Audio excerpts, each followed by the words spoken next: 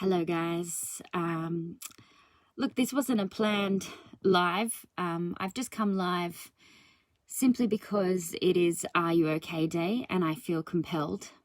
So when I first went on social media this morning, the first post that came up was a beautiful post by Chloe Dallimore, who very bravely, as always, shared the story of her father who committed suicide. And her first words today in that post was that he was a very positive, vivacious, happy man. And this triggered something within me because I'm sharing my journey of depression and anxiety. A lot of people on face value consider me to be a very happy person. And by default, I quite often am. I'm quite joyous and happy on the outside, and most of the time these days I am. So this post is not about me talking about my current situation. This is talking about a past period in my life. But when I was facing deep depression in 2012, I still put on that happy facade. It was like the default button. And Are You Okay Day is a really important day because it's inspiring people to ask their loved ones if they are okay. But in my experience in 2012, when I had deep-seated depression and anxiety, my response to this would have been, yes, I'm fine. Or not even yes, just I'm fine. Because it was a way of deflecting that question. The subtext for that question was always, no, I'm not fine, but I'm incredibly embarrassed about it, and I don't want to be a burden to anyone. So, Are You Okay has a campaign today that says, if your gut feeling suggests that that person is not feeling okay, then it's good to continue on with that. I was a person who would never ask for help. So even though I felt incredibly desperate and incredibly lonely and incredibly sad, I didn't ask for help. But I was very fortunate that some of my loved ones asked the right questions, which were easier for me to say yes to, which in a way was accepting help. So I know that in a time when I was on tour, living my dreams, I was in a show, doing 8 shows a week, hashtag blessed, hashtag gig pig, whatever it was. I was away from my family in Melbourne and probably having the hardest time I'd experienced in my life. So I was crying, 5 to 8 times a day. I was in a very joyous show. And most nights I would cry with a smile on my face during the entire finale. And at this time, I was away from my close family and friends.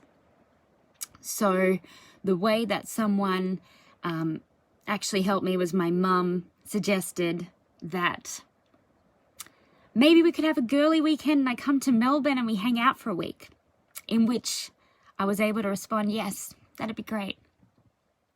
Because she knew I would never ask for help. And I understand a lot of people would be going through that right now, that they can't ask for help. They feel embarrassed and they feel burdened about it.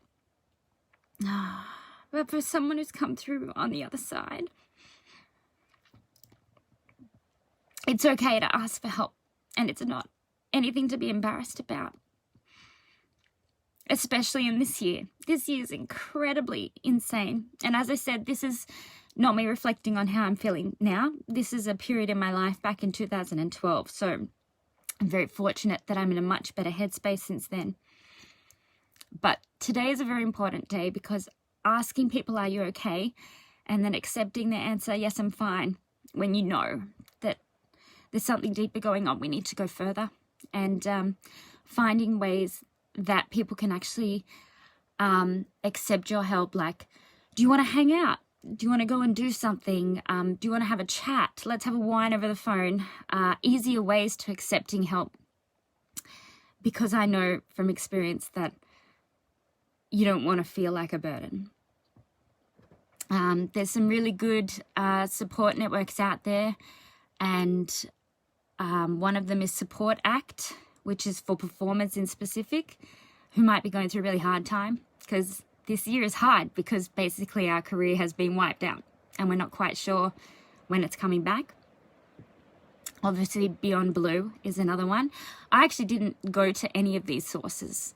I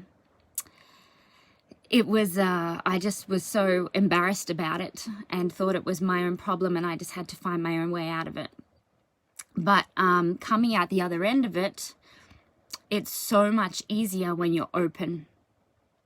And even I've been speaking about this publicly for the last few years because I want to remove the stigma around mental health matters.